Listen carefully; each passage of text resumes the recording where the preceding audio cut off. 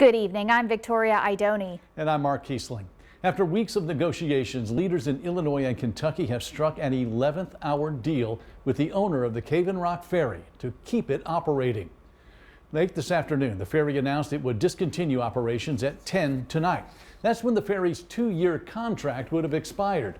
Operator Lonnie Lewis said he would not continue to operate the ferry unless he had a new 2-year contract with Kentucky to assure long-term funding.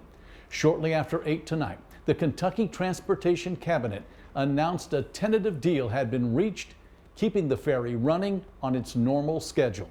Closure of the ferry would mean drivers would have to use the Shawneetown Bridge, adding more than an hour to their commute.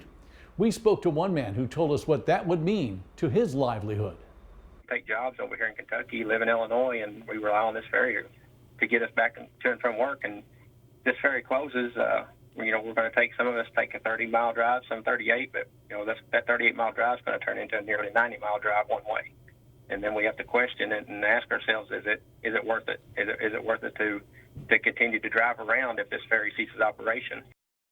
State Senator Dale Fowler says all sides have agreed to the terms of the new agreement, and he couldn't be happier for the community. There's just so many variables and so many things that come into the equation of the need and the demand for this ferry. So this was very, very, very stressful, complicated, but we were able to get it done here in the last few hours of the remaining of this last 2-year contract. So I couldn't be more excited.